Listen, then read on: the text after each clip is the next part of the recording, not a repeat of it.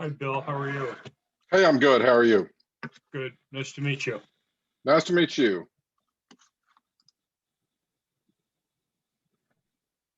Let me get everything squared away here. I tested the sound earlier because some of my videos or some of my slides have sound. So I'm going to share my screen and I assume you'll be able to see it. And then you can tell me if the sound works. Does that seem okay? It does. All right, let me get this squared away here. See. Okay. Hey, Bill. Hey, Rick. Hi, Andy. How are you? Hello, how are you? Good. We're going to do a little test here and see if this works. Share sound. Okay, so you guys should be able to see my screen now. Is that correct? We can. Yeah, we can. Yep. Yeah, Michelle, this is Lynn at San Diego Police Department. Is this your husband or boyfriend? And we can hear that.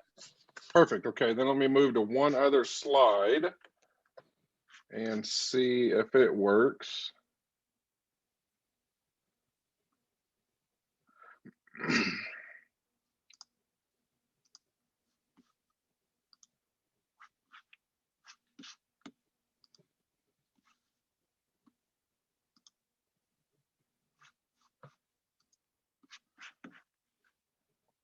Okay, same thing. You should see a video. We see the picture. It's not. There we go. And there's the video and the sound. Okay, perfect. Is one of the best. All right, we're good to go then. I'm going to stop the share for now. Okay. So I don't know if you saw, Andy is tied up. He got moved out west. I heard that, yes. Or saw the And, email. So he's out there enjoying the sunny weather. So yeah, I'm actually I got a pardon and I'm able to join Good. unless I get called away. Okay. I've received, I bet, 50 to 75 emails of confirmations of people that have signed up for this. So it looks like there's going to be a huge group. Yeah, I'm looking at about 170 people right now. Wow. And is that just in your local area, or how far out did you guys share this? This is everybody in. It looks like I guess it was open to anybody, but we shared it around the state, and it looks like the overwhelming majority of the people are from Maine EMS, so the state of Good. Maine. Yeah. I've had a few people message me about it. I don't know how many signed up, but a few, I think. And so it should take a little over an hour, just depending on questions and stuff. This is one I've actually not done this presentation over Zoom before. Several others I have. So it's kind of have to see how it goes. You know, I've done, when I do it for the Strangulation Institute, I can usually see the questions off to the side. So if people put those in the chat, and I'll kind of talk about that as we get started, then towards the end, I can answer questions that show up. Yeah. So I'll take attendance, and I can help monitor that for you for a while. Okay. Perfect. And look, yeah, my thing on the bottom said 181 registrants. So wow, that's a good number. So we really appreciate you taking time out of your day to do this. So yeah, no problem. For somebody as difficult to work with as Andy, you're really going out of your way. Wasn't hard at all. And so tell me about the conference that's in November. Is that a statewide? Is it educational, or how is it? Yeah, it's an educational conference. It'll be this year because we couldn't hold it last year. This year will be the 40th anniversary, the 40th presentation. Statewide conference. We get people from Maine, New Hampshire, Vermont, Massachusetts, and usually about 500 to 600 people total. At a beautiful location over on the ocean in the mid-coast area. So okay, that's awesome. Yeah, so we'll look forward to hooking you up with the information about that as well. Yeah, sounds fun. Yeah, we're getting some of our conferences back. My company, we actually sponsor an active shooter conference that last year would have been our second annual, and of course got shut down with COVID. So I'm in the planning stages for that, to do that again this summer. so that we can actually get people back together in a room. Because as fun as Zoom is, you know, half of the learning I think happens at the conference hotel at the bar later the evening after the conference is actually over. Yeah, absolutely. It is all about the interaction and the building those relationships. Yeah, the networking. Yeah. Yeah. Hey, Andy, so what I'll do is, you're going to be out there for 2 weeks, aren't you? I will be, yes. The lengths that you will go to keep from entering these CEU rosters is mind-boggling. Actually, Rick, you can send it to me, and I'm happy to do it. You sure? Yeah, I can make some time. If you're not, I'm happy to try to do it. Let me know, but I'll download the report at the end that says who actually attended, and I'll get it all set for you. So. Okay. Yeah, I can have one of my admins do it. It's not a problem. Yeah.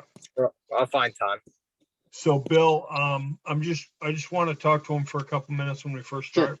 Sure. And just because we got a number of stations who reach out to me where they're going to have 4, 5, 6 people at the station all watching at the same time. Right. So because they're not individually registering, I'm going to need them to send me an email confirming who is there, and I'll gather all that information, Andy, for you and send it to you. Okay. Yeah, and something that I have at the very end of the presentation is a QR code for people to scan. That's a course evaluation. That's perfect. So I can send you those. Yeah, that'd be great if you could send those to us. Yeah. And that'll save Andy. Andy can just upload those to the thing as well. So have you guys done many big Zoom presentations like this?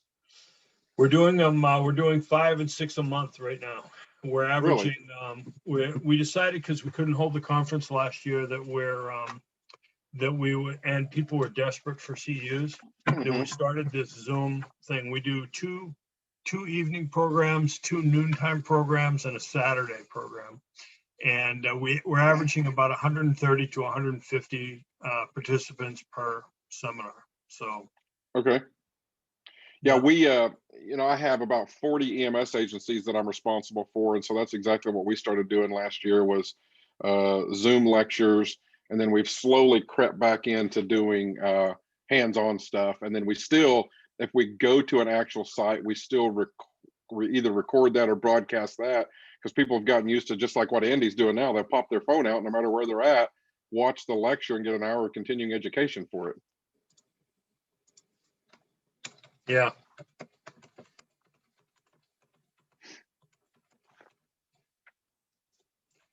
Yeah, it's really there's certainly been a lot of bad with COVID, right? And it's been terrible. But one of the things it forced us to do is to look at how we deliver our programs and how we deliver education. And I got to tell you, this has really worked out well. So, and yeah, I think so too. And just so you know, we are recording this. Andy asked for it to be recorded. Yeah, because I'd like to put that on. We use Moodle for our education site, and so I want to share that video on there so that our guys can log in and watch it. Because in Oklahoma, at least, it's CLEAT accredited, which is our Council on Law Enforcement Education and Training. So any of the cops here that actually watch this and then take a post test that I'll put on it, they can get to an hour, I think, of continuing education for this. Yeah, yeah. And once you get started and you start sharing, I'll turn off my camera and it makes it less distracting for people. But yeah, so as soon as that link is available, I'll send it to both you and Andy. Okay, good. Do you record the other lectures that you guys do and save them so that people can watch them again? Well, we haven't been, unless we picked them out as a particular lecture. Like we did one in December with infection control doc, did a whole presentation on COVID. And so we did that one. But the problem is we can have them watch it, but in order for them to get CEUs credit for it under main rules, we would then also have to create an exam for them to take. So immediately we run into the logistics of creating an exam that's available to everybody that then somebody grades, and and in order to give them credit, right? Whereas now, tonight, I just go through and look at who's actually here, and we're able to give them credit that way. So That's we good. haven't yet managed the logistics of that significant piece. So And so that's where we use Moodle, and that may be something to look at. So we post a video there, and then there's about 10 to 12, 15, depending on the length of the video, questions afterwards. And they have to watch the video, and it tracks that they've watched it. Then they have to take the post test before they get a certificate of completion. yeah, that's a good idea. I'll take a look at that.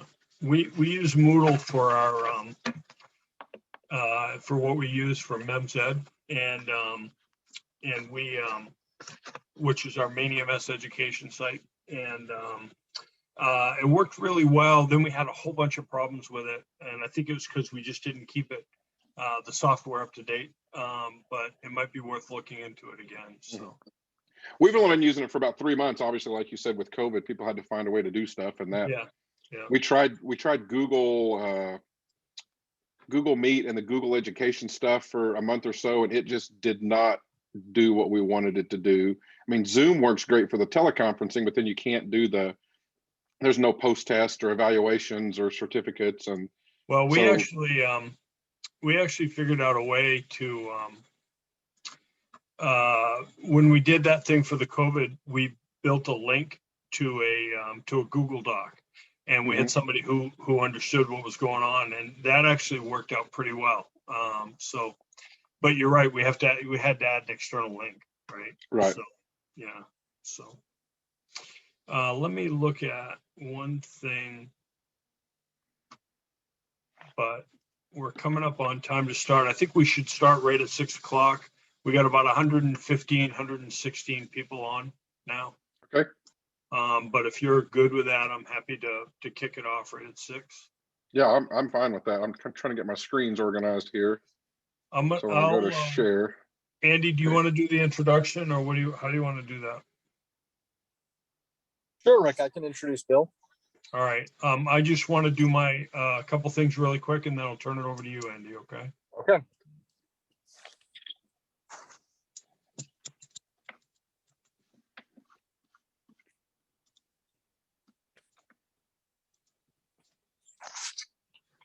All right. Well, it's 6 o'clock. I want to take this opportunity to welcome everybody to the program tonight on near fatal strangulation. I really appreciate the fact that you've taken time out of your day to join us for this fantastic program. And we've got about 180 people that have signed up for it. And so there's a couple things to remind you about before we get started. First is all the participants are muted, and their cameras are turned off just to help us with bandwidth. If you do have questions for Dr. Worden, please. Return to the runner. We are. Andy's got a runner.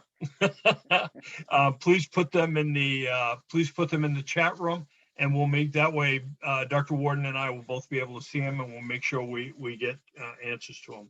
The second thing is that a number of you reached out to me over the last couple of days and said you would have multiple people that would be sitting in the station and watching with you. If that is the case, what I need you to do for tracking purposes and to upload with the system is I need somebody who's there to send me an email telling me the names and license numbers of everybody who's with you, and I'll attach that to the roster that Andy will upload, so that we can make sure that everything is on the up and up. And without further ado, I'll turn this over to Andy Turcotte. Okay, thank you, Rick. I think most of you saw the introduction already to Dr. Bill. I met Bill at a near fatal strangulation class. I'm in a 5-week training. It's a train the trainer, and he was one of the instructors. We did some discussions offline, and I asked if you'd be willing to do a talk on this. It's actually a subject that is near and dear to me because we had a number of incidents, specifically in Westbrook, And it's frankly something that we don't see that often, but when we do, they can be certainly devastating consequences. Bill is a subject matter expert on this topic. He is an ER physician, and he is a medical director for over 40 agencies, I believe, including police, fire, and EMS, and includes multiple dispatch centers in Oklahoma. Without further ado, we'll pass this over to Dr. Worden. He can discuss his credentials a little more, and we certainly thank him for presenting this topic to us tonight. Thank you, Andy. I'm going to share my screen here, so give me just a moment to get that squared away. And so we should be good now. You guys should be seeing my screen, I believe. We are. Okay, perfect. So the title of this is They Are Killers, and you'll kind of understand why as we go through that. As Andy mentioned, I'm a ER physician by training. I work at the Veterans Hospital and another hospital in Oklahoma City. I'm also the medical director for 40 plus EMR and EMS transport agencies in Oklahoma. And then I'm a commissioned deputy sheriff. And to give you a little background on how I got into this stuff, I mean, obviously I work very closely with the first responders in Oklahoma. And I got a call from one of our investigators probably 3 years ago, maybe 4 years ago now, and said, hey, there's this course that's coming up over strangulation. Would you like to go to it? And kind of begrudgingly, I said, let me check my schedule and see if I'm off, hoping that I would, of course, be scheduled to work. Well, as it turns out, I wasn't. So I went to this 3-day strangulation course, and I will tell you, it opened my eyes to some things that I have personally missed over the years, and then that I know us as a system have missed in Oklahoma. And so as I go through this, I'll kind of point out some of those things that really caught my attention and have now changed the way I practice, both in the emergency room and the way that I teach my pre-hospital medics to do stuff. So without further ado, let's move forward here if I can make this work. This information comes from the Strangulation Training Institute in California. They are funded by the Office of Violence Against Women through the Department of Justice. Most everything that I say is research-based. It's not opinion. It's stuff that we have found over the course of time to be true. And so the majority of the items are on their website, and you're certainly free to go look at those. So I want to start with just a couple of, these are a couple of cases from Oklahoma that all of this information is on what we call OSCN, or the Oklahoma State Crime Network, where we're able to pull up people's records. And so this is a gentleman who his case starts back in 2005, where he was charged and convicted with domestic assault and battery. He had a protective order issued against him. Then in 2007, he had a felony for possession of a controlled dangerous substance, a loaded firearm, just a bunch of random stuff, speeding, etc. Then it continues in 2007, pointing a weapon, 2009, kidnapping, again in 2009, domestic abuse, assault and battery. It was dropped down to a misdemeanor, unlawful possession. 2011, assault with a dangerous weapon. Continues into 2015, assault and battery, public intox, acts of violence, another protective order. Again, in 2016, he escapes from arrest or detention.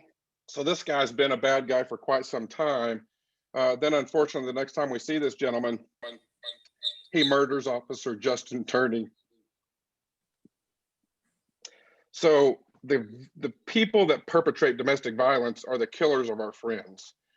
The next gentleman I want to talk about starts again back in 2006. It goes for a long time. Obstructing an officer, obtaining cash by merchandise, or obtaining cash or merchandise by trick or deception. Nothing big. Kidnapping, child endangerment, and this is again over a multi-year period. I did not list everything. Then in 2015, he had a domestic abuse case, assault and battery in the presence of a child. The arrest affidavit says, quote, then he took her to the bedroom and tied her hands with a cord, attempted to locate some duct tape to cover her mouth. And you'll see why that attempts to cover her mouth is important as we go through this. Then for whatever reason, about 18 months later, this case is dismissed. Did the victim recant her story? Was there not enough evidence?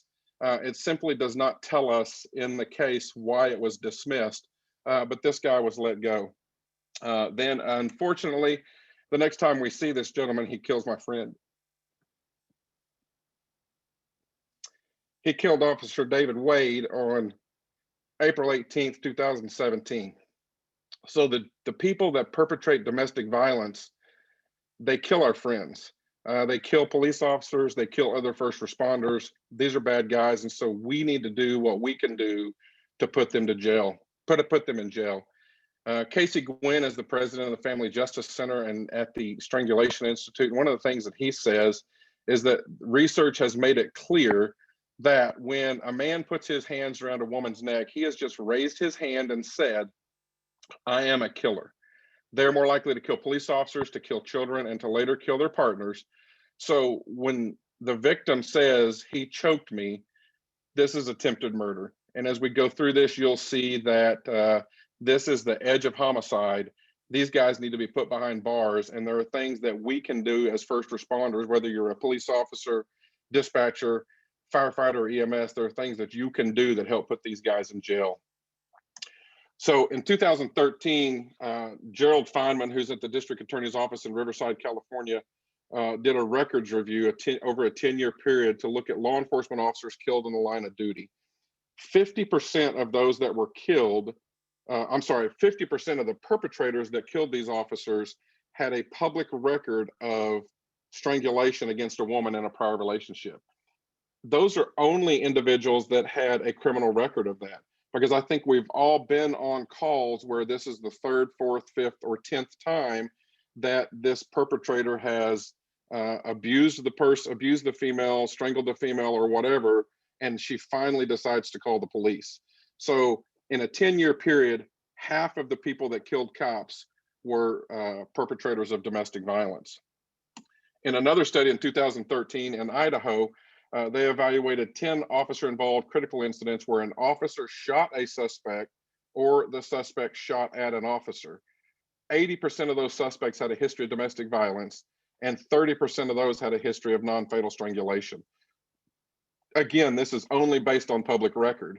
So this is something that we need to be looking at. We need to be tracking this, because these are the guys that not only injure the females in their relationship, but they kill our brothers and sisters. So we have to understand the difference, and we have to be trained on this, because one sees what one knows. And so I want to play a couple of recordings here for you. Hello? Yeah, Michelle, this is Lynn at San Diego Police Department. Is this your husband or boyfriend? It's my husband. Is your husband? Yes. Okay. Does he have any weapons at all? No. What did he do to you? Oh, sorry. Okay, I want you to try to take a deep breath and calm down. He did what? He tried to break my neck, and he suffocated me when I was trying to get the door. Okay, do you need a paramedic? Okay, Michelle, do you need a paramedic? No. Are you sure? Yes, I'm sure. Okay, he's inside your house, though, right? He's not there with you? He might be taken off in the car right now. Okay, what kind of car would it be? Okay, Michelle, I want you to take a deep breath and try to calm down, okay? He's not right there, so he's not going to hurt. Okay, Michelle? Yeah, okay, I'm not crying. I just can't breathe. Okay. Very well. All right, do you want a paramedic? No, I'm okay. I'm okay. Are you sure if you can't breathe? How come I can't? How come I can't breathe? How come I can't? I think I'm getting better. All right, let me talk to the lady that was there again, okay? Yes. And so I don't know if we have any dispatchers watching this or listening to this, but I would hope that the dispatchers have been trained better now to understand this, because I've heard that video, or I've heard that recording a dozen times, probably 100 times over the course that I've done these lectures. And honestly, it pisses me off every time I hear it, because she keeps asking, do you need an ambulance? Do you need an ambulance? Hell yes, she needs an ambulance. Quit asking and send an ambulance. This person, her voice is hoarse. She's been choked or strangled, or whatever word we're going to use until we figure that out as we go through this presentation. She needs an ambulance. We don't need to keep asking. We need to send the police, fire, and EMS to help this person and figure out what's going on. So here's a second recording that's even worse, in my opinion. San Diego Police, Martinez. Yes, I'd like to have a police officer assistance right now, please. Where? It's at 5th and K. It's right by Riptide Brewery. Now, what's the problem? I was abducted by my boyfriend, and he's telling me to get the fuck out of his house, and I live there, and he's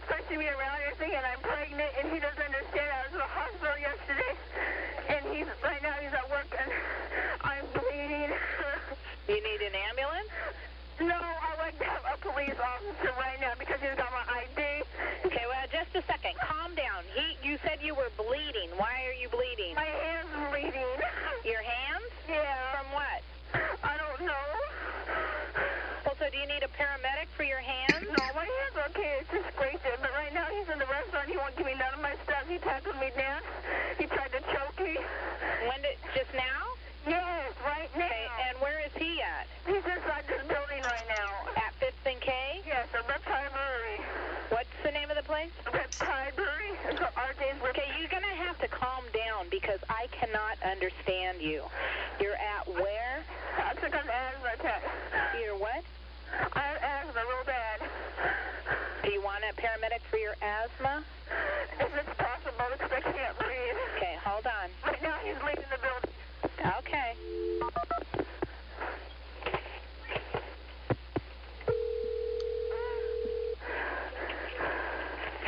Medical emergency for you. She said she's having an asthma attack. Okay, ma'am, are you at the gas lamp merchant? Yes, I'm at RJ's Reptile Brewery. I need a police assistance right now, and I don't care. This guy choked me. Okay, ma'am, wait a minute. You said someone's choking you? No, it's they were having a DV, but she's having an asthma attack talking to us. What's a DV? A domestic violence. He pushed her. Ma'am? Yeah. Okay, where's the person that pushed you? And so again, I've heard that a dozen times and it just pisses me off every time I hear it. Oh, it's just a DV. No, it's not just a DV. He tried to kill her. Send the police, send the fire department, and send the ambulance. I mean, she's obviously hoarse. She's struggling to breathe. Whether she's having an asthma attack or it's related to this near fatal strangulation, she needs an ambulance. And this dispatcher, in my opinion, is belittling her for calling the ambulance. So again, we have to teach from the very beginning, from the first responders that sit behind a computer, the dispatchers, all the way to the district attorneys, and every step in between have to understand the importance of near fatal strangulation. So in San Diego, the district attorney's office looked at over 300 police reports to look at various signs and symptoms, and we will go through a lot of these in more detail as we kind of progress through here. But there's every type of sign and symptom imaginable: redness to the neck, scratch marks, rope burns, thumbprints, red eyes, spasm, miscarriage, unconsciousness, nausea, vomiting. All types of things can be reported as signs or symptoms related to domestic violence. Part of the problem with domestic violence and near fatal strangulation is 1 in 4 women will experience intimate partner violence at some point in their relationship. 10% of those is a strangulation assault. This is predominantly a male perpetrated crime. 99% of the individuals that perpetrate this crime are male, and 50% of those individuals have a history of domestic violence. So this is not just the first time that this has happened. They've done this before. They've been there and they've been involved in this. Again, unfortunately, what are some of the realities of strangulation? And you've probably all been on these calls. 50% of these women have no visible injuries. So they will say that I've been choked, I was strangled, he choked me out, he tried to break my neck, whatever the words she wants to use are, then we look and we see nothing. So 50% of these individuals have no visible injuries. Another 35% have injuries that are too minor to photograph. And this is important for the police department or the investigators, that we've got to get pictures of these. There are now some high-tech cameras that it's some Space Trek or Star Trek GeoWiz stuff that will actually take pictures under the skin, and they can see bruising in the muscles. There's some infrared type cameras, and so it's important, if your agency has access to those, to try to do that. The next 15% do have injuries that are sufficient to photograph, and we need to do that. We need to take pictures today. We need to take pictures tomorrow. We need to take pictures in a week so that we can see the progression of that bruising and stuff. Now, the overall overbearing problem with the realities of strangulation are only 3% of the victims seek medical attention. And that's where we can make a drastic change. And I'm sure that EMS in Maine is no different than EMS in Oklahoma, in that at 3 a.m. when you get the ambulance call and you go to someone's house, you can make that person go to the hospital, or you can make that person refuse service and get your refusal and go back to bed and do way less paperwork, simply by saying, oh, ma'am, you don't want to go to the hospital with us, do you? There's really no reason for you to go to the hospital, and you're shaking your head no, versus ma'am, I really need you to come to the hospital with us. There can be things that have happened that you're unaware of that can have bad consequences, that could cause problems later. And so I'd really feel better if you went to the hospital with us. And so that's why it's important for dispatchers to not only send the police, but to send fire and EMS so that we can help convince this person that she needs to go to the hospital to be evaluated. Women victims are 8 times more likely to be killed by their partner. About half of women murdered in domestic assaults are victims of attempted strangulation, and about half of the women who are victims of attempted murder were strangled in the past. So again, this is not the first time. And so that's where hopefully we can intervene and help some changes along the way, that we can put these guys behind bars so that they don't get to do this a second, third, or fourth time and potentially kill someone. So you all know patients, victims, whatever we want to call them, they don't always volunteer the information. So we have to ask, how'd this happen? Why did it happen? Where did it happen? When did it happen? All those things. You have to ask the appropriate questions. And I will be blatantly honest. I mean, when I took this course 3 or 4 years ago, I didn't know what questions to ask. 4 years of college, 4 years of medical school, 4 years of residency. I've been in practice about 10 years. Nobody taught me how to interview the victim of domestic violence or near fatal strangulation. I've been through the police officers academy since I'm a commissioned deputy. What they taught me about domestic violence? Here's a form you give them so that they can file for a protective order. Nobody taught me what questions to ask these people. And so we have to know. And so several things happened with minimization. The defendant, of course, why are you arresting me? All I did was choke her. And I keep using that word choke, and you'll see eventually how that's not the appropriate word. Victims, you heard in one of those recordings, he tried to break my neck, or he really didn't choke me. He just had me in a headlock and I couldn't breathe. Well, if you can't breathe, then that's a bad thing, because if the air doesn't go in and out like it's supposed to, you die. Dispatchers, just like in those 2 recordings, they don't realize the dangers, and they often trivialize domestic violence. Here's the biggest one: law enforcement and fire EMS. Inadequate documentation, inadequate interviewing skills. We're not taught what we need to ask in these particular cases. And then the courts, they have to have experts. They have to have an expert that can come in and explain to a jury of 12 why this is important. Why, when the police took pictures, there were no visible signs of injury. Why there was no bruising. Why we can't see any of that thing. And so it takes an expert witness to explain that, so that the prosecutors can help put these guys behind bars. Many of the victims have lack of injuries. We don't see very many things. They're not injured significantly. However, many times they are. And so we want to try to prevent that from happening again. The victims don't understand the dangers that can happen from near fatal strangulation, either immediately or potentially long-term consequences. And you'll see some of those long-term consequences as we move through here. They say they're fine, and they may be right now, and they may ultimately be fine. But there are also numerous cases of the victims of near fatal strangulation that a week later turns into a fatal strangulation because they die from some consequences of that event that occurred. And so that's where we in the pre-hospital field can help get this person to definitive care so they can seek help. Lack of laws and protocols, it's helps the perpetrator get away with it. They're not held accountable. They're put out on bond. They're paroled from their previous case, etc. There are numerous states where strangulation is not a felony. Oklahoma is one where we just classified strangulation as a I don't remember the exact words, I'm not a lawyer, but a serious felony, so that it can be used to keep them in jail longer. We also need a system-wide approach. We do know, and the Strangulation Institute and the Family Justice Centers know, that when agencies have a multidisciplinary approach, the outcomes are much, much better. And so when we send from dispatch, police, fire, EMS, they go to the hospital, there is a social worker, a nurse advocate, an advocate with the police department. When there are resources for these individuals, then the outcomes are much, much, much better. So in a recent study from victims of domestic violence seeking a protective order, the method of strangulation is listed, the location's listed, how long did it last, were you suffocated, were you unable to breathe, How did you think the pressure was? And we'll see as we go through here why all of those things are important to us. Some of the comments that were on these VPOs were, I thought I was going to die.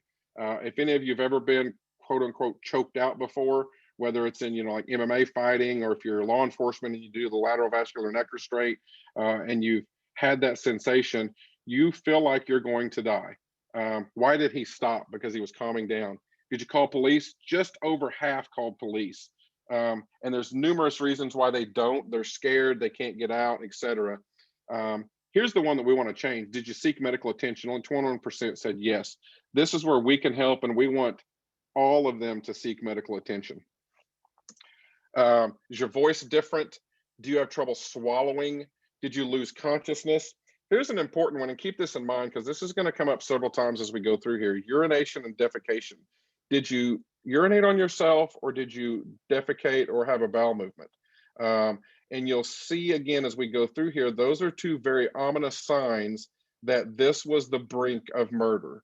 And so if they did urinate on themselves or lose control of their bowels, this was about as close to murder as you can get without actually committing murder.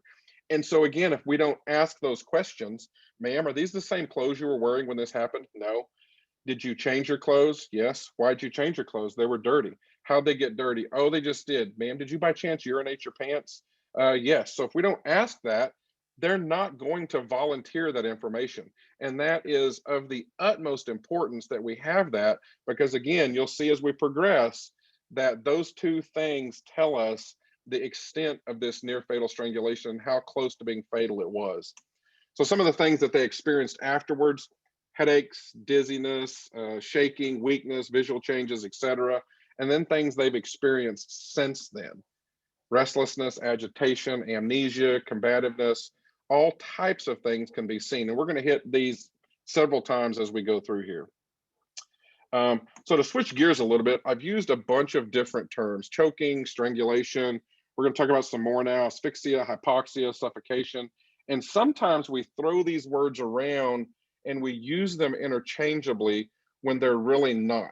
And so I want you to understand, especially as we finish this presentation here in a little bit, the difference in these terms and why it's important that we use the correct terms, because this is not choking, and you'll see why here shortly. So some key terms: anoxia and hypoxia.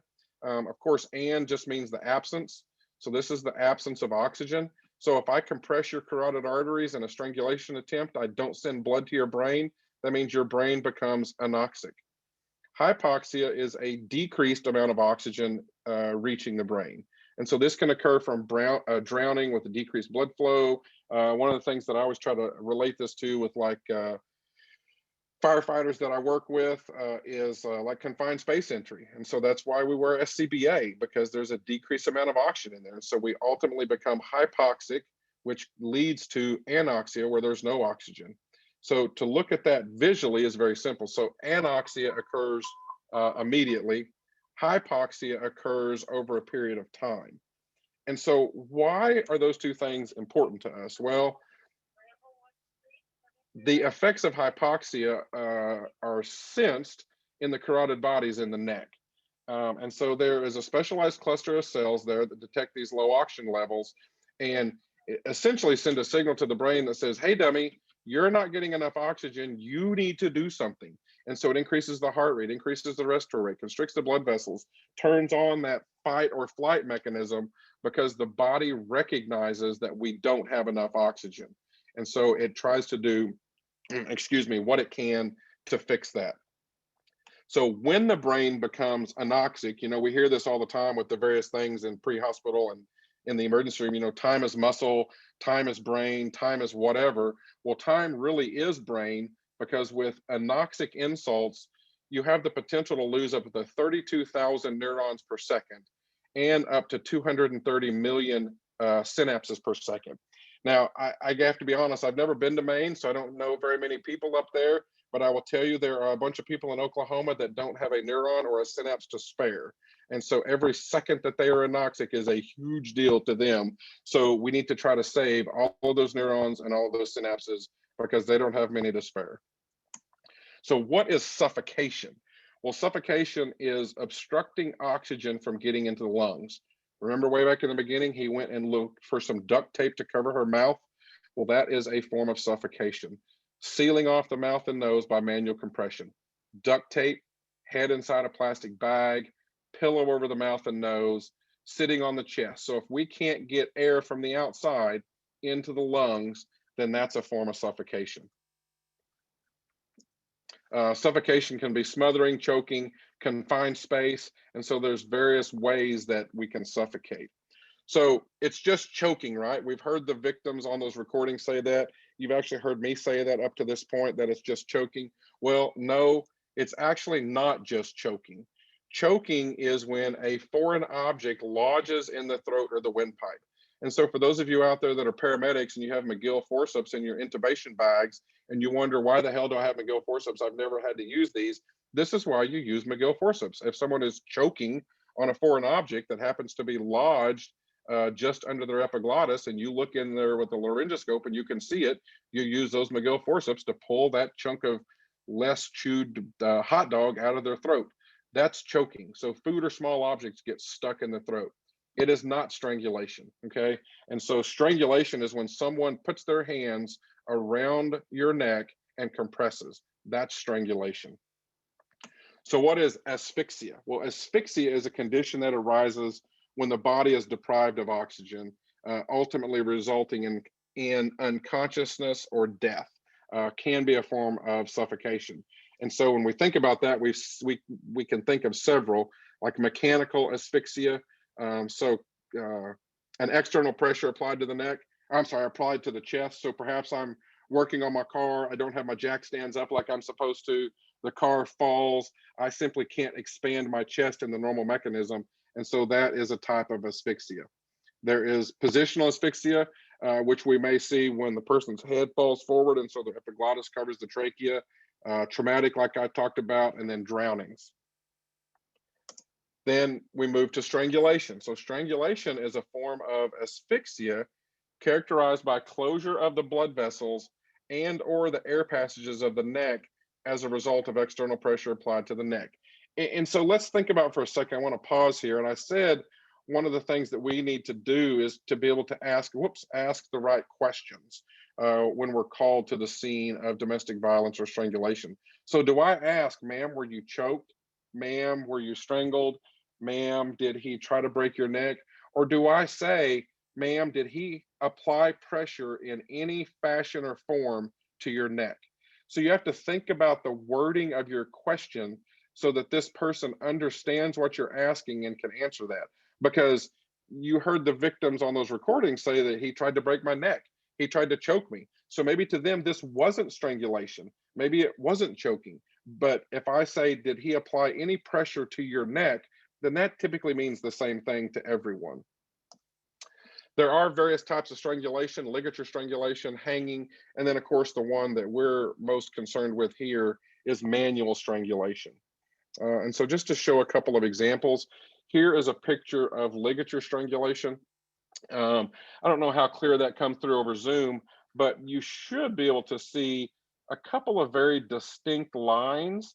And so I think, my opinion is that this is like a small cord, like that off of a lamp where it's got the two pieces of electrical wire. So I think that that was an electrical cord that caused this, versus this here, which it's hard to guess exactly what this is, but this is a much broader mark. And so was this a hand and this is a thumbprint, or was this a big belt, or what was this? But it is definitely much, much different than the previous picture. So to change gears a little bit, no medical lecture would be worth its weight if it didn't have some anatomy.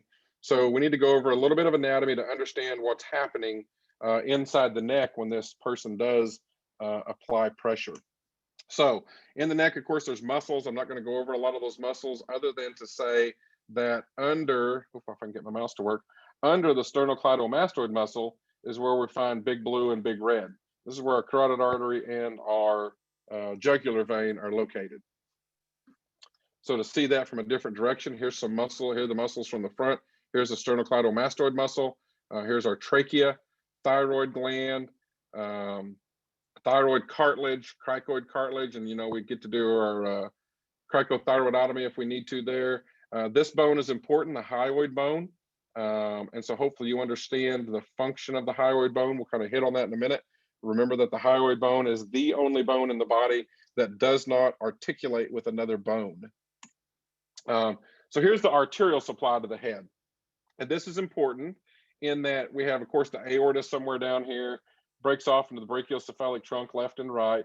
And then we get the common carotid. Here's that carotid bulb that we talked about that detects our blood pressure, detects the oxygen saturation, et cetera. Well, then the carotid artery breaks off into the external carotid, which supplies the scalp and the face. And so this is when you get a nosebleed, this is where that comes from, is the external carotid. And then the internal carotid, which goes through one of those holes in the skull into the brain and supplies the left and right cerebral hemispheres. And so that's what supplies, the thinking part. So the common carotid, external and internal carotid arteries. So we have blood that goes in, then we have to have blood that comes out. And so that's where we have the veins. And so just like we had the common carotid, external and internal carotids, now we have the internal jugular, the external jugular, and they go into the subclavian vein ultimately. And so very simply put, and I kind of alluded to that earlier, I can dumb medicine down into about two things. Blood has to go round and round, and air has to go in and out. If those two things don't happen, then bad things occur. And so if we stop the blood from going in and out, or I'm sorry, stop the blood from going round and round, bad things will happen. And so as we apply pressure to these structures in the neck, that's exactly what we're doing, is we're stopping the blood from going round and round, because blood goes in, circles around, and then comes back out through the carotid and the jugular. Here's another representation of that. Okay, and this is where we can also see the thyroid cartilage and the cricoid cartilage, and this is where we make our cut, of course, for a cric. Here's that hyoid bone that I talked about. The hyoid bone is what helps us swallow, helps us chew, helps us phonate, raise the larynx, etc. Again, it's the only bone that doesn't articulate with another bone, very easily broken in near fatal strangulations or hangings. So what about some neuroanatomy? So we have to talk a little bit about neuroanatomy so that we can understand some of the reasons that the victim of near fatal strangulation may not have a clue as to what happened to her. So in the brain, deep inside of there, we have all these things that help us make memories. And so you're forming short-term memories right now by watching this lecture. And then hopefully you will form some long-term memories so that tomorrow, next week, next month, you'll remember, hey, that doctor from Oklahoma said I need to do this. And so you form those long-term memories. Well, to do that requires you the amygdala, the hypothalamus, the hippocampus, all those various things. So the hippocampus is located in the medial temporal lobe. It's Latin for seahorse, if you care. It's part of the limbic system, helps us deal with emotions. However, the thing that's important is it is mainly associated with memory, in that it helps transfer short-term memory to long-term memory. We will find here in just a few minutes as we progress forward that this area of the brain is the most sensitive area to hypoxia. So let me pause for a minute and ask the rhetorical question, since none of you could answer me in live time. If this is the part of the brain that's most sensitive to hypoxia, and it's what takes a short-term memory and forms a long-term memory, if I shut off the oxygen supply to the brain right now, am I going to remember what happened 5 minutes ago? The potential is no, that you may not. And so now if we take that and kind of transcribe that into the victim of a near fatal strangulation, we can see why maybe she's not being abusive to the police officer, or she's not being, confrontational when she says, I don't know. Maybe she really doesn't know because she didn't take those memories and form long-term memories. So what about trauma to the brain? Well, the amygdala is the part that helps with emotion, and it's our alarm center. Of course, the hippocampus we talked about, this is where we form memories. The thalamus translate things into sight, sound, smell, which is the language of the brain. And so sometimes these victims will remember a smell or a particular scent or a sound of something. And so they remember that, but they don't remember the specifics of the event. Prefrontal cortex, that's the front part of the brain, and that's where we spin all this information around to come up with some cognitive and emotional response to help us make that decision. So what is it that we can do? Okay, we ain't the police. It's not our job to put bad guys in jail. However, it is our job to help. And to help do that, especially in these cases, we have to understand what the signs and symptoms of near fatal strangulation are. And so first, a lot of times we use the words sign and symptoms synonymously when they're not. Okay, and so a sign is a medical response to something or a physical response. So vital signs, so heart rate, blood pressure, all those things, these are signs. The patient typically doesn't notice that. They don't notice that their heart rate's up or that their blood pressure is high or those kind of things. And so these are objective things that we find. Symptoms are something that the patient tells you. You can't a lot of times see that they are short of breath, but they can tell you that they're short of breath. Sometimes these symptoms are very vague. And so these are subjective things. These are things that the patient tells you. Regardless of whether it's a sign or symptom, and regardless of who knows it, this is the body saying something's wrong and I'm not functioning normally. Okay, so it's the body's way of telling us something is wrong. So what are some signs and symptoms of near fatal strangulation, or what are some things we can see? So here's some signs: scratch marks, bruising, fingernail impressions, petechiae, swollen tongue, bite marks, redness, bruising under the chin, and we'll go through these again in some more detail. Here's some symptoms, so some things that we have to ask for. Ma'am, are you having any difficulty breathing? Have you been coughing? Does it hurt to swallow? Maybe we ask friends, family, neighbors, somebody else, does her voice sound different today than it did yesterday? Because if this is the first time you've seen them, how do you know if their voice is raspy? Does it hurt to swallow? Do you have neck pain? Any tenderness under your chin? Have you vomited, drooling, dizzy, headaches? Here's that thing I told you to watch out for: urination and defecation. Ma'am, are those the same clothes you're wearing? Did you by chance urinate your pants when this happened? Did you lose control of your bowel? Those are huge telltale signs that we will see why those are important again here in just a little bit. Here's a chart from the Strangulation Training Institute, and you can download this off their website. It prints out on I think it's a 5x7 note card with some very good information on both sides, and it shows the signs and symptoms of things that can happen. And so this is a good thing to throw in your ambulance, to have in the glove box, so that when you run on this call 6 months from now and you've forgotten some of these things, you can pull this card out and you can ask, have you had any behavioral changes? Does your voice sound raspy? All those things that can potentially be there. And so petechiae, we all probably understand or know what petechiae are. And that is these little small dots or these little broken blood vessels. This occurs when capillaries break. 1 to 2 millimeters in size, very small. Can be caused by trauma, coughing, vomiting. And so you may have gotten these yourself. If you vomited recently, you can get some petechiae. However, they can also be caused by asphyxia or constriction of the blood vessels. Because again, remember, blood goes round and round. Okay, if we stop that, then if blood goes in, but it can't come back out, we create pressure, pressure, pressure. Well, where is that pressure going to go? It's going to break the capillaries and cause that petechiae. Well, what about intraoral petechiae? And so you can see here on the gum line, there are busted blood vessels and there are petechiae. There's petechiae on the hangy thingy or the uvula. So there's petechiae inside the mouth. So we have to look to be able to see that. Here's more examples of petechiae. On the neck, there are busted blood vessels. There's busted blood vessels here. Here's a well demarcated line. And so the question is then, why is there a well demarcated line of petechiae above and none below? And so this is where the pressure was applied.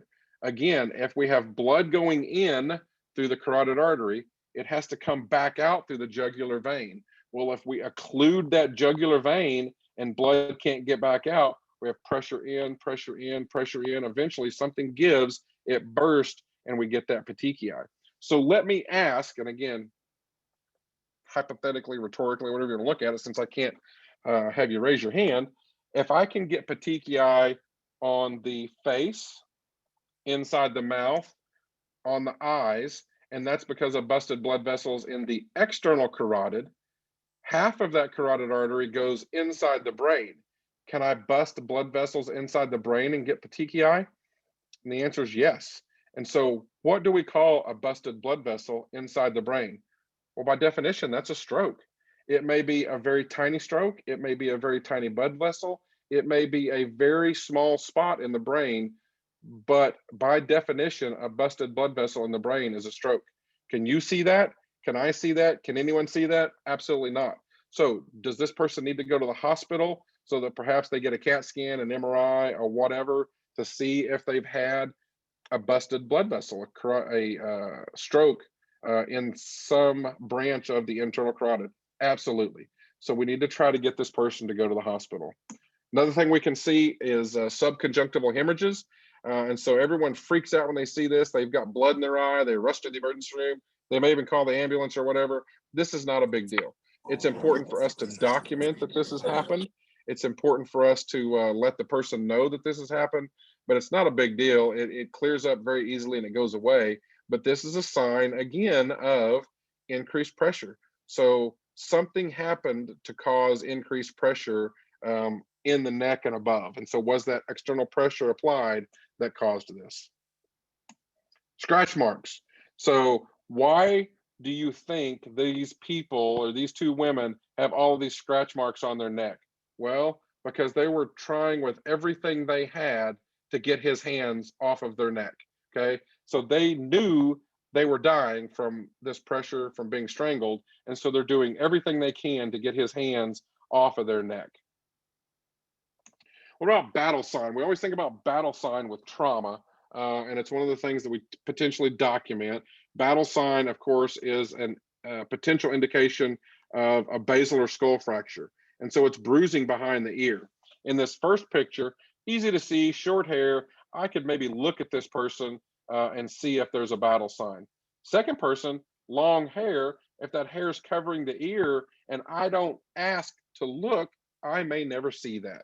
And so you may be thinking, how could this person get a basilar skull fracture and a battle sign from near fatal strangulation? Well, let me propose this. If he's strangling her, holding her up against the wall, and she's 5'3" and he's 6'4", and he's got her off the floor, quote unquote, choking her out and strangling her, she eventually passes out, becomes limp, and he finally lets go and drops her, and that head smacks off the ground. Is that the potential to get a basilar skull fracture? And it absolutely is. So again, if we don't ask and we don't look, we'll never know. Ligature strangulation, okay, that's another type of strangulation. Obviously not as important for what we're talking about now, but it is a form of strangulation and that we need to be aware of, okay? There's some things here that are different between hanging and strangulation. I'm gonna kind of skip through that in the essence of time. So now, what are some symptoms of strangulation? Those were all signs. Those were things that we could look at and see. Well, some symptoms of strangulation are voice changes, swallowing changes, breathing changes, behavioral changes. Again, if you don't ask, they may not tell you the appropriate information. So, ma'am, is your voice different? Does it hurt when you swallow? Do you feel like your breathing is any different? Maybe this is a week later. Has your behavior been different? Maybe we ask the family, is she acting differently? Again, we have to ask the questions because they may not tell. So how do we get these voice changes? Where there is a nerve that comes off of the vagus nerves, and that's what supplies our larynx to help us talk. It's called the recurrent laryngeal nerve.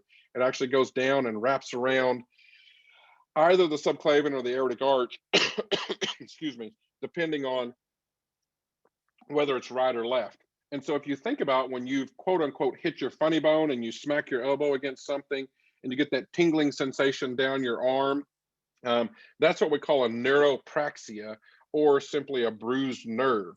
Okay, well, so if I can do that in my elbow from hitting the corner of a desk, Could I not bruise the nerve in my neck that supplies my larynx and trachea and helps me phonate, helps me breathe, and all those things?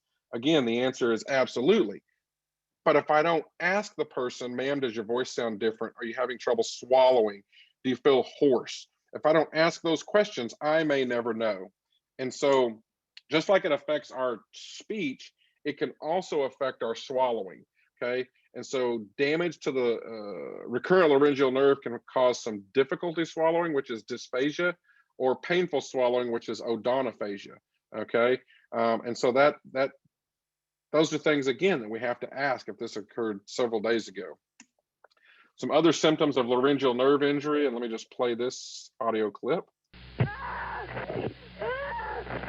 stop screaming. Stop screaming. Stop screaming.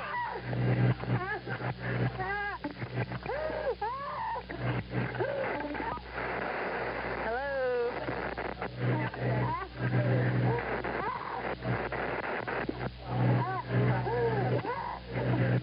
What's the problem? Sounds like the same dispatcher, right?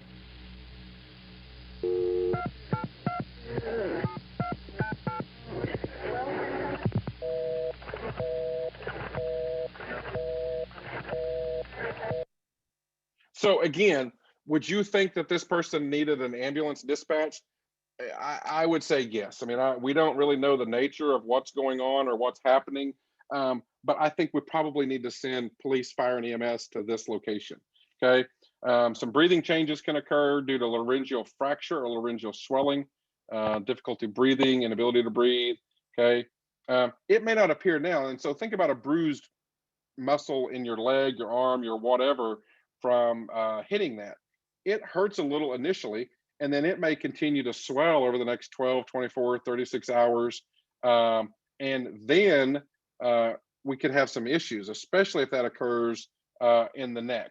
So it may appear very mild right now, but has the potential to kill someone in 36 hours. Whoops, sorry. I've already mentioned that time is brain. And so we've seen that with strokes and things. So, you know, anoxia to the brain within a minute, survival is possible. Within about 3 minutes, brain damage is likely to occur. Within about 10 minutes, brain cells have begun dying and the patient is unlikely to recover. After about 15 minutes, recovery is virtually impossible. Now, we all know about those cases of course, near cold water drownings, of prolonged CPR, of all those things. And so this is just a very in general time scale, but the longer the brain is anoxic, obviously the worse the case is going to be. And so we want to try to do what we can to eliminate that. So what are some long-term, potentially long-term symptoms of asphyxia or hypoxia? Well, behavioral changes, restlessness, violence. She woke up fighting, hostile towards officers on the scene because she doesn't know what's happening. Long-term events can be some psychosis, amnesia, personality changes, progressive dementia. We do know that dementia can be caused by what we call microvascular ischemic changes, meaning petechiae in the brain. And so again, if I can get petechiae on the face, the mouth, the tongue, the wherever, and I can also get it in the brain, then that can potentially lead to progressive dementia. There is evidence from injury of strangulation that can include problems with memory, concentration, sleep, headache, depression, anxiety. So these are things that we need to tell the victim that, you know, I can't see this now. You may not be experiencing this now, but because of this event, you could have problems with XYZ. So I think it's important that you come to the hospital with us. Okay, again, it's all in how you try to sell this ambulance ride, if you will. So here's a study that was conducted not in the United States, but they filmed 14 hangings to see exactly what happened on a timeline. And so the victims of these hangings became unconscious in about 10 seconds. They had what's called an anoxic convulsion in about 14 seconds. And you've all probably been on calls where you were told that it was a seizure, and you get there, and then as you're questioning them, it was actually a syncopal episode or they passed out. However, when this person passed out, they had that jerking or shaking episode that looked like a small seizure to the random person that was there. Well, that's just simply an anoxic convulsion. And we'll actually see that here in a little bit. You can lose muscle tone in about 77 seconds, and you can take your last breath anywhere between 1 and 3 minutes. Okay. So these were from 14 hangings. We're going to look at another study here in just a little bit that kind of talks about that as well. So blood goes round and round and air goes in and out. If I stop that blood from going round and round, I can get that petechiae, I can get bad things to happen. Well, it only takes 4.4 pounds per square inch of pressure to occlude the jugular vein, 11 pounds per square inch to occlude the carotid artery, and 34 psi to occlude the trachea. So I'm going to ask someone to type this in the chat. Surely of the 100 and some participants, somebody owns a Glock pistol, a Glock 17, a Glock 19, a Glock whatever. How many PSI are required to pull the trigger on a Glock? That's exactly right. It's not 5 ounces, but it's 5 PSI. So it's a 5 PSI trigger pull. And so anybody that owns a gun that can pull a trigger can occlude someone else's jugular vein. It takes almost no pressure to do that. Okay. So an average handgun trigger pull is about 6 PSI. Okay. Opening a soda can, just that 20 PSI. The adult male handshake, a good hard squeeze, 80 PSI. Okay. So I would wager to say that anybody watching this can occlude someone's carotid artery and their jugular vein very easily. Another study that I wanted to point out that is similar to the first one. This was conducted actually in the United States in 1944. We would never do this today, but this was a lieutenant in the Navy. They worked at a psychiatric facility, and they created this device that looked like this. And so it had air hoses up around the neck that applied pressure to the neck to occlude the carotid artery and the jugular vein. And so this was what they did, was they arrested the cerebral circulation. They took 11 schizophrenic patients, 126 males, inmates, and they did more than 500 controlled strangulations. Okay. What they found, and again, this was 1944, so we didn't obviously know as much as we did today. We found that the neurons in the brain are the cells that are most sensitive to hypoxia. Seems very obvious now, but back then perhaps it wasn't. And so what they found was that in about 5 to 10 seconds, the eyeballs fixated, you had blurring of your vision, constriction of your visual fields, loss of consciousness, then these anoxic convulsions. Okay. And so again, because these people, they applied that air and then let them wake up, they could ask them what happened. And so here are the things that they found. Okay. And so to put that in perspective, I'm going to play a video. And so you should, and tell me if you can't on the chat, you should be able to see this and you should be able to hear it when it starts. So can everyone hear that? Somebody just say yes. He's one of the best submission artists in the UFC. It Yes, only takes 5 pounds of force to choke someone out.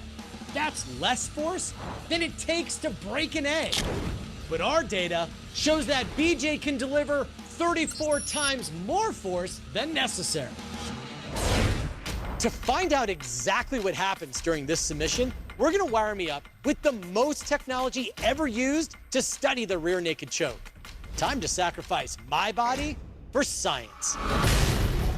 So we put 3 different types of equipment on John. We put an F-near sensor, which will tell us blood flow in his frontal cortex. We put an EEG, which will tell us the electrical activity in his brain. And then we put a heart rate monitor that will also give us a respiratory rate. You definitely don't wake up and say, I can't wait to get choked at work today. Do not try this at home. I'm only doing it because I'm gonna be in the hands of a pro. Hold on, wait, no. No, don't crush my windpipe. 3, 2, 1, choke.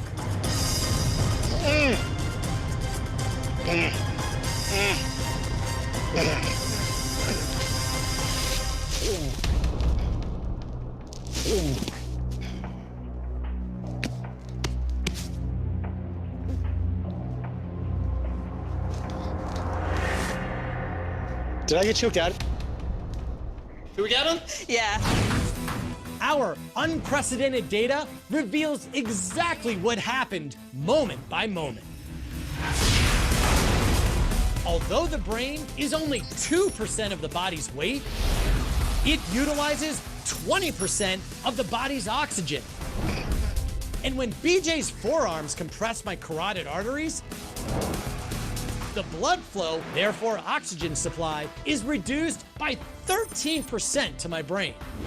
3 seconds in, muscle activity more than doubles.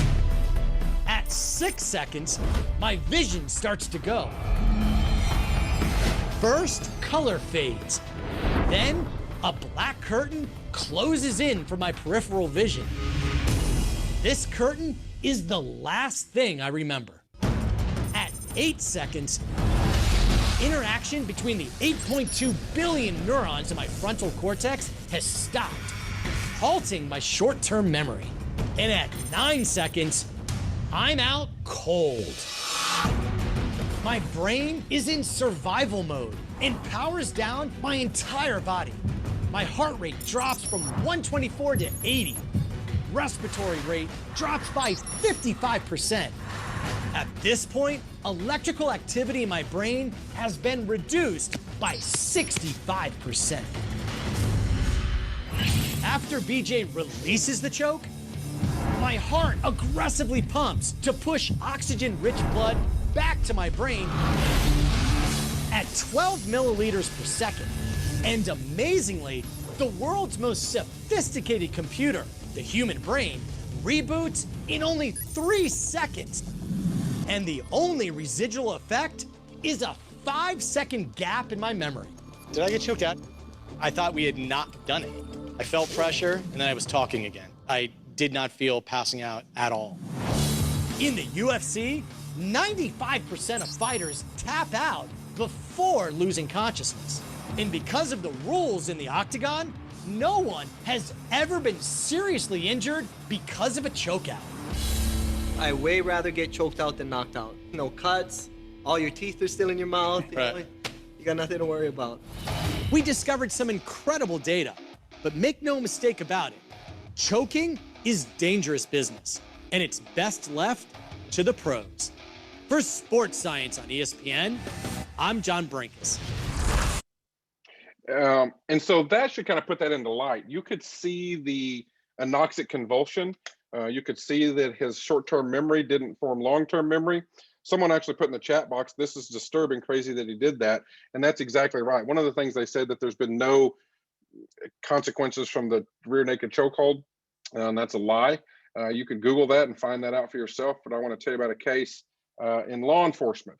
And so there are a lot of law enforcement agencies that allow LVNR, the lateral vascular neck restraint, the rear naked chokehold, whatever the agency chooses to call this, where they do exactly what happened here to the perpetrator of a crime in an effort to subdue them.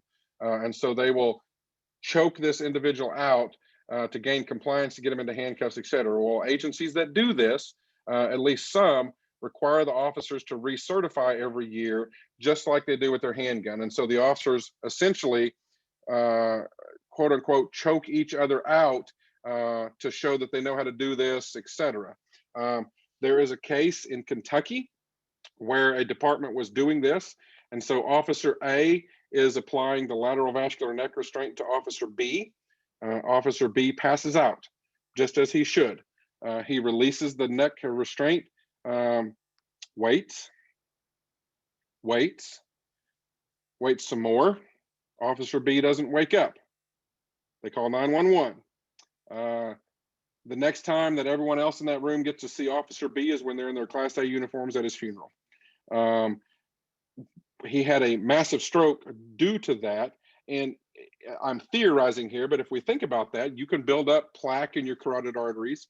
If we apply pressure to the carotid arteries and that plaque breaks off, goes into the brain, causes a stroke in certain areas, you could potentially not wake up and you could die from that. So the Training Institute on Strangulation has a hard stance that police agencies should not use the LVNR as a means of restraint. If they do, then it should certainly be right there with a firearm, in that it should be considered deadly force on the continuation of force, or the force continuation. The other thing that I would say about this video that is, yes, disturbing, as somebody put in the chat, is as soon as he was unconscious, he let go. And so the blood supply could recirculate and start going back to the brain. How long do you think the perpetrator of domestic violence waits until he lets go? As soon as she passes out? 5 more seconds, 10 more seconds, 30 seconds, 2 minutes. He lets go whenever the hell he wants to let go. And so that could be any number of seconds beyond the time she actually passes out. And that's where, whoops, I'm sorry, the wrong thing. They walk in the footsteps of legends, ancient warriors.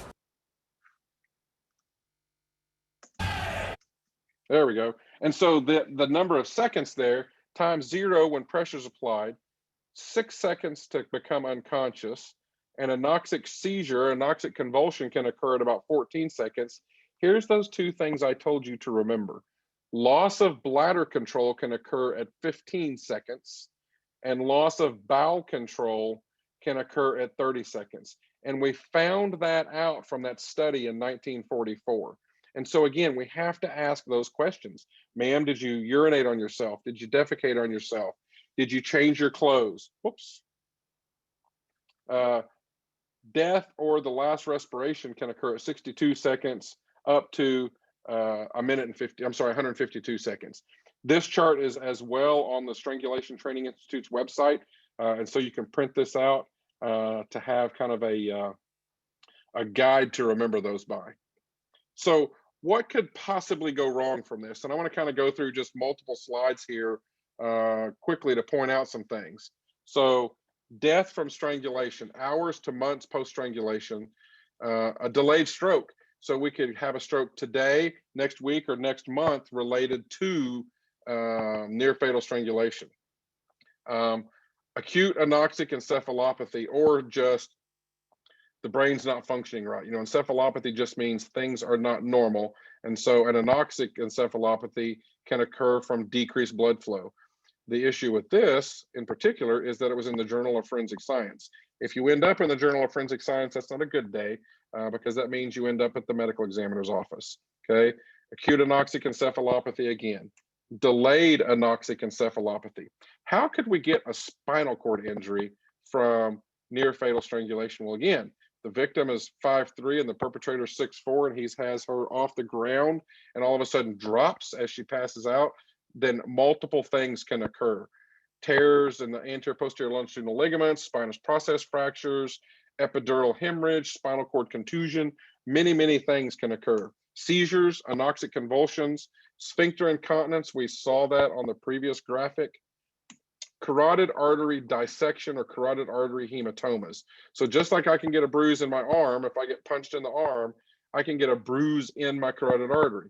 Well, that's not a good thing, because if that bruise then breaks away from the artery, enters the circulation, where's it going to go? It's going to go to the brain. And so again, by definition, that's a stroke.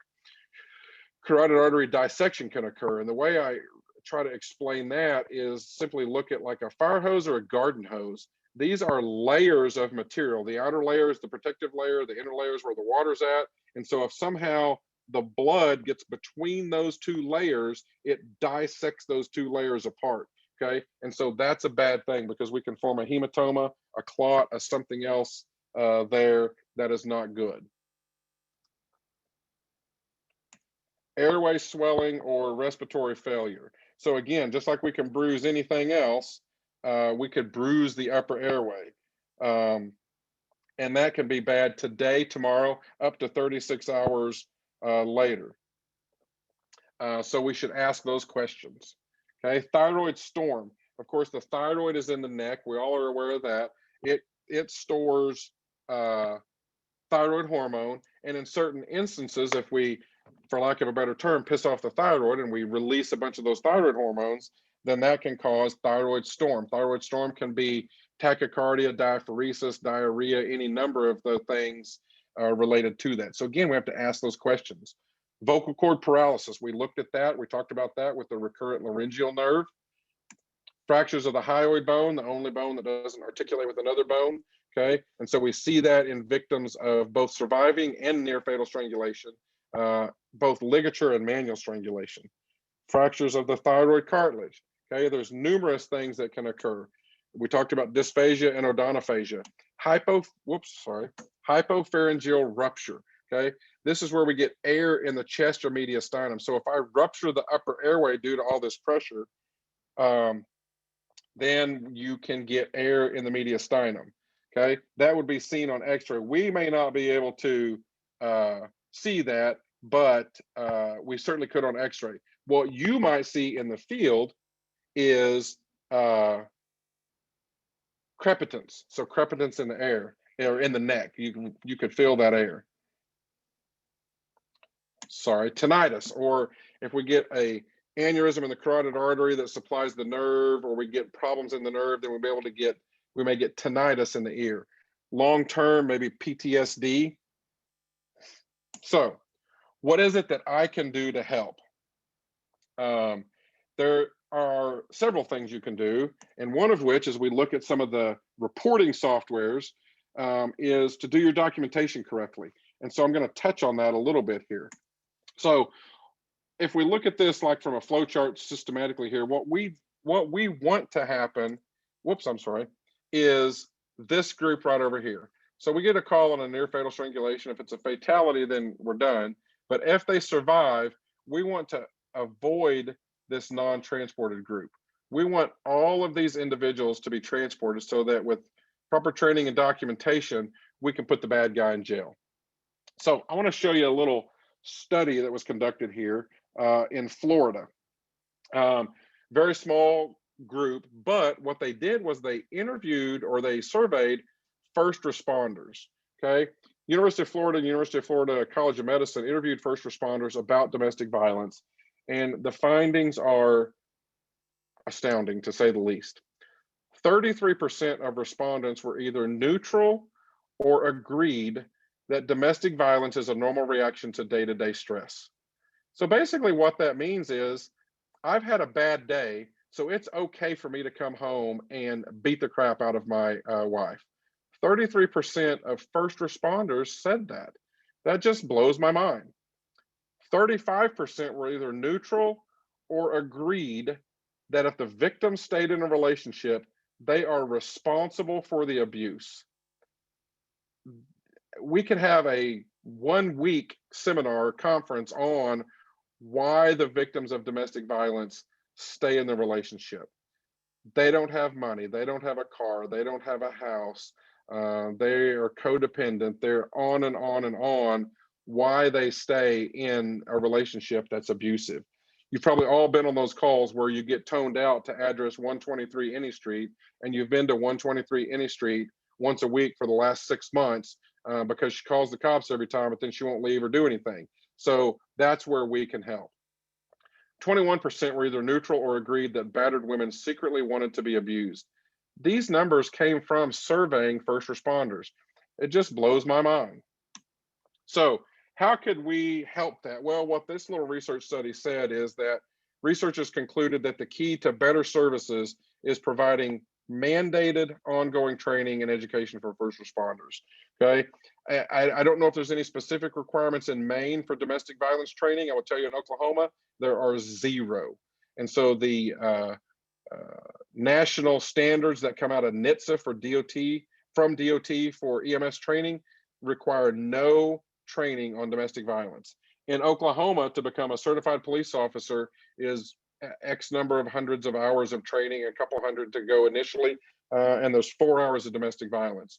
And the majority, probably 50% of the calls that police officers go on are somehow related to domestic violence, but they're only required to get 4 or 5 hours of domestic violence training. So I applaud you all for being on here tonight and taking this course, because I think it's very important information.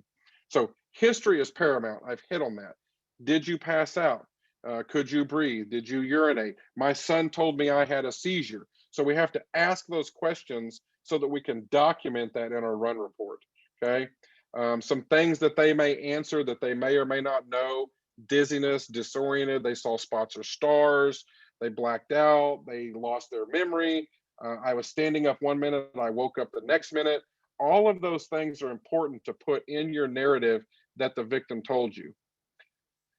And here's why. And I'm not a lawyer. I don't know if Maine has this in statute, but I would assume they do or have something very similar. And this is what changed my stance in the emergency room on dealing with victims of domestic violence. It was always my impression that my job was to take care of the medical issues and the police did the police stuff. And you've all heard of the cases, just like the one in the very beginning that was discharged because the victim recanted their story, victim didn't go to court, whatever the case may be. Well, in Oklahoma, there is an evidentiary prosecution or victimless prosecution, okay? That simply means that the courts have held that medical professionals can testify to what they saw or heard the victim say. And the courts believe that the victims are telling us as medical professionals the truth and they have no reason to lie. And so you can put in your report that exactly what the victim said, exactly what the victim relayed to you, and then hope that the courts will prosecute that. Someone just typed in the chat, good luck on getting the DA to file that. And again, that goes back to the very beginning when we have to educate the judges, the prosecutors, the ADAs, all those people on this process because they don't understand it. And probably one of the reasons, and I'm sure this is true across the country, is that for victimless or evidentiary prosecution, our reports suck. In the ER, in the ambulance, in the fire trucks before we got there, our reports don't paint the picture of exactly what happened. And so if we document that correctly, then perhaps we can get our district attorneys to file those charges. And so here's just some more information about that, that our medical records are vital in the prosecution of these bad guys. The other thing that I learned, which is not as pressing, however, is important, is that HIPAA does not apply in medical records cases. I know that if there's any law enforcement officers on there, which I know there's a few, you go to the hospital, they always say, well, you got to have a warrant, you got to have a search warrant, you got to get a court order, you got to have a whatever to get these records, and that is not true. Here is the federal regulation that tells us that a covered entity may disclose protected health information about an individual who they believe to be the victim of abuse, neglect, or domestic violence. Now, this may mean you have to talk to the hospital's attorney, but you can get those records from them without a search warrant. So that's my dog and pony show.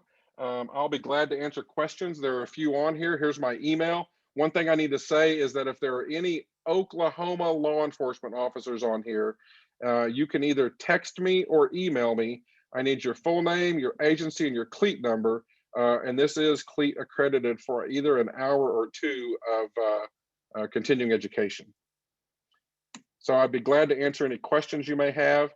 One thing I would ask is that all of you scan that QR code, and that will take you to a survey or an evaluation to kind of tell me how I did tonight. So in the chat, it says, should we also be looking for signs for strangulation in younger patients under 30? Absolutely. There's a very good case that the Strangulation Institute has where I'm going to say the strangler, his baby mama or his wife or whatever, and a teenage son. And he was essentially strangling the teenage son over and over and over and over, and ended up with some ongoing neurological issues because of that. So strangulation not only occurs in females of a certain age group, it can occur anywhere. There's another question. Let me click on this and see if I can get it to come up. Can't make the, oh, there it is. Yeah, so there it is. Any other questions or anything? Yeah, somebody said, can I show my email once more? Yep, let me go back to that. There's my email. It's pretty simple. It's bill@heartlandmedicaldirection.org. That's bill@heartlandmedicaldirection.org. And so you can certainly email me or call me if you have questions, if you'd like this presentation for your agency or whatever. Again, there's the QR code. I'll send that out. And just remember, nobody fights alone. Bill, thanks a lot. That was really, really good. Thank you for your time. I just saw one question pop up. Okay. I did see one question pop up. Is there a big difference in the types of injuries you see in kids versus adults with strangulation? No, they can have the same types of injuries. The kids will have the same ones. There's really not a huge difference. It ultimately depends on the extent of the strangulation. I mean, you may see, you'll see the same things really. Petechiae, you can see broken neck, you can see all the exact same things in kids as you can adults. Great, thank you. I think that's it, what I saw for questions. Early on, somebody had mentioned that there are certainly cases where men are the victims as well. And I think that I heard you say that. It's a smaller percentage, but there are cases. Hey, Rick, it's Andy. I just wanted to make one comment about children.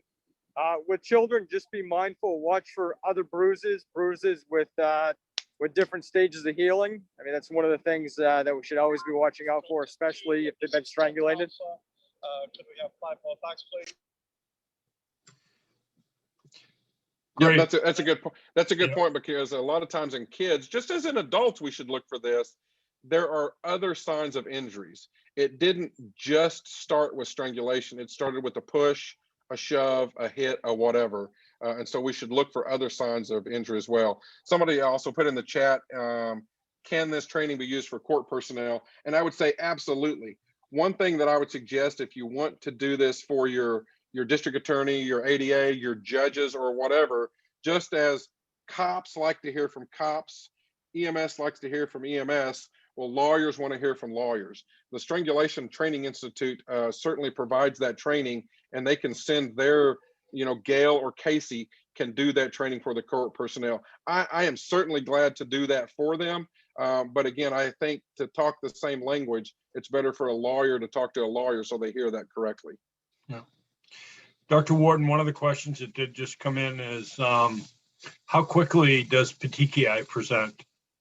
It can actually occur very quick. So I don't want to give an exact number, but under 30 minutes, you can start to see some petechiae in certain cases.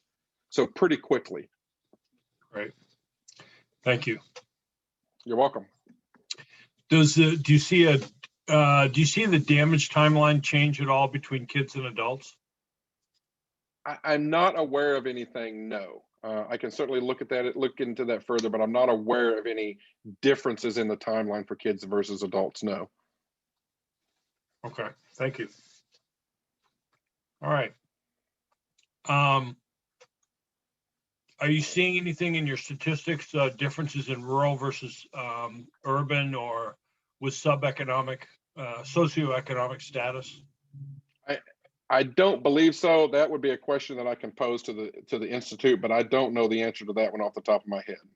I will say that it happens across every socioeconomic status. Now, is it more prevalent in one versus the other?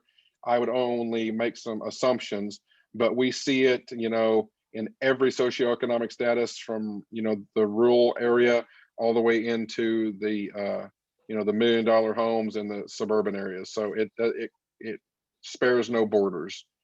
Right. That's actually a good question. Any changes since the start of COVID? I will say there's not enough research yet, but the initial feeling and the initial research is that there is more domestic violence because people are home. And so they're not out doing things as much as they would have been before. And so I think that in the next year or two, as we see more research, we're going to find that COVID increased the domestic violence. Another question is, what would we use as a primary complaint in image trend to report strangulation? That's a good question. I mean, that's actually a NMSIS type question. I would honestly say you'd have to use what the patient complained of. If they didn't complain of anything, then you'd probably have to choose assault or something along those lines for the initial complaint in image trend. I think the important thing in image trend is your narrative. You've all read good narratives and you've all read bad narratives. This needs to be the best narrative you've ever written in your entire life, so that it puts this bad guy in jail. Another question. I'm sorry. Do you see the question about female EMS provider to female victim? Do you see That's always, yeah, I do see it now. So should a female EMS person speak with a female victim of domestic violence if there's one available? Absolutely. I think that's very important. And that's why we see a lot of the advocates, of course, are female, because again, 99% of the victims are female. And so if you have that ability, I think that's always better. Another question is this also seen with sexual games, for lack of a better term? Yeah, so there are some groups that do strangulation as part of sexual activities. And so, yeah, you can see those same type of injuries. However, again, remember, just like in the video, once the person passes out, typically there, then they stop and let go. The perpetrator of domestic violence and strangulation keeps going and going and going and going and going until he wants to stop. Let's see. To obtain information from the patient victims, is it best to ask the person to tell you everything that happened as opposed to individual questions? I think you start with, tell me what happened. But again, if they didn't form their short-term memories, they may not know. Then we can get into the asking the questions of, well, are you having any shortness of breath? Is your throat sore? Do you remember this? And so I think you always start with, tell me what happened, but then I think we need to start asking questions. Is it important to document patients stated in quotes, not to paraphrase? I think that is important to do that, although it's hard to do their entire narrative that way. But very important things can be put in quotes. You know, patient said he, quote, choked me out, unquote. And then you can put, in, not quotations, to paraphrase what she said. Can you give us the place to get the? Yes, I'm sorry. Where can they get the cards that you had? Yep, I'm looking at that. So if you just Google the Training Institute on Strangulation and you go to the resources tab, those cards are in that resources tab, and there's actually tons of other literature in there, articles. There's a couple of brochures specifically for paramedics, for dispatchers. So yeah, if you just Google the Training Institute on Strangulation and then go to resources. Let's see, then it says, do you have the same insensitivity from dispatchers as heard in the audio? One thing I'll say is those recordings are old, in that they're 8 to 10 years old. And so I think dispatchers are better trained today. I personally have not dealt with any dispatchers that don't have a general understanding of domestic violence. So I think that they're much better trained today than they were then. Yep, there's somebody put the link in there. Thank you. Another sign I was taught to look for on these calls is abrasions to the knees that the victims can't account for. That's exactly right. It's a sign that she had something that made her black out and fall. That's 100% correct. So any other injuries that she can't explain, bruising to the knees, twisted ankle, sprained wrist, all of those type of things, you can look for other types of injuries in adults or children. I also want to point out that that Melissa Adams is on this, monitoring this presentation, and very, very early in the presentation was discouraged to hear the dispatcher's response, and pointed out to me quickly that currently the dispatchers are much better trained yes, to deal with that. So backing up what you just said. So yeah, I would agree. But you also have to understand, and again, I don't know where your population is coming from. I work with populations and dispatchers where they dispatch for a city of 500,000 or a county that has 10,000 people in it. And so they have very highly trained dispatchers, or they have somebody that is dispatching that has a pulse and can operate a computer. So there is the entire spectrum of training in dispatchers in Oklahoma. So it makes it very different. I like that Melissa just said our training is standardized at the state level. It is 100% not in Oklahoma. And I think that would be very important if we had that.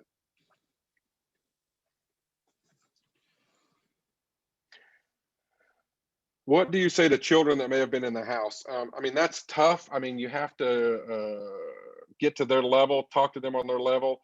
And unfortunately, you have to interview them and you have to ask, did you see what happened? And that depends on the age of the child.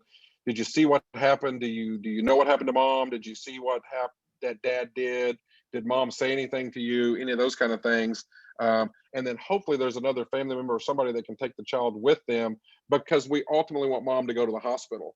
And I think that's important. Of course, if the perpetrator is arrested, mom may not want to go to the hospital because, then there's nobody to care for the children. And so we have to think about that. What resources are available in our community that we can get those children placed with somebody? Or do I simply put those kids in the back of the ambulance and take them with me to the hospital with mom? Because it's important that mom get to the hospital so she can be evaluated. I think the other thing that's important here is you need to think of this in the same way you think about when you're speaking to someone with a survivor of someone who just died, and realize that there's very little that you're going to say to the children or to the survivor that's going to make them feel better about what's going on. What you want to be is supportive. You want to be supportive. You want to make sure that they feel safe, and you want to make sure that their needs are being taken care of. So.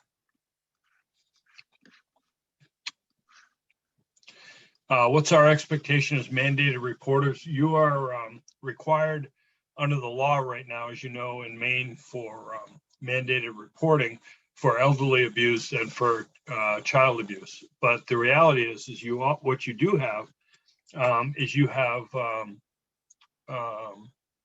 freedom from liability for reporting any crime that you see happening or that you believe may have happened. And so I would encourage you that if you have a suspicion about this, that you report it. This has been one of those issues that we've dealt with for years and years. We've all stumbled across these situations. We've stumbled across potential child abuse situations, elderly abuse, and you're a little bit afraid because what if I'm wrong? The reality of it is that that's for somebody else to sort out later. And if you're wrong and you report somebody and it's not an abuse, everybody will survive that. If you're not wrong and you don't report it, there's a really good chance somebody isn't going to survive it at some point. So you need to think about this. You need to look at it. The reporting chain for the elderly and for pediatrics is right on the state of Maine website. You have to call DHS with that. And for pediatrics and for elderly, it doesn't matter. The expectation is that every single person that comes in contact with them has to report it. You can't not report it because you think that somebody else is reporting it. In this particular case, your responsibility would be to notify PD, make sure PD is involved in this call. So another question that says, is there a particular way you suggest relaying the information to the doctor at the hospital? And I think that you have to just tell them what you saw, what the victim reported to you. And unfortunately, no different than me 3 or 4 years ago, most doctors aren't trained in this, and so they don't understand the potential problems that can be associated with this. And so I think you need to stress to them the importance of evaluating them, that you're concerned about long-term consequences, all those things. And if they have any questions, and it's somebody that's willing to actually listen, direct them to the Institute's website, because there's pertinent information on there that they can look up on the fly that would help them evaluate that patient. The other thing is that if you have a good relationship with your hospitals that you primarily transport to, take the training to them. Reach out to me or reach out to the Institute, and we can bring that training to those doctors as well. Absolutely. Let's see. I think we've answered all of our questions in Q&A and in chat room. Does anybody have any additional questions?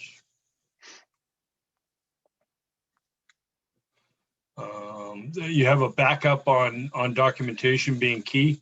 Absolutely, documentation is key, and we've had a couple of cases in the state of Maine where EMS documentation was a primary a primary reason that the conviction went through, because of the documentation by the EMS provider. So documentation is absolutely key.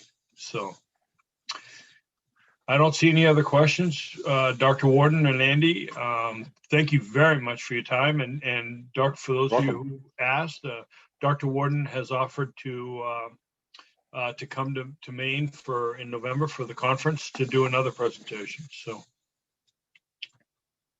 all right. Thank you guys very much. Appreciate your time this evening. Thanks a lot. Andy, you all set?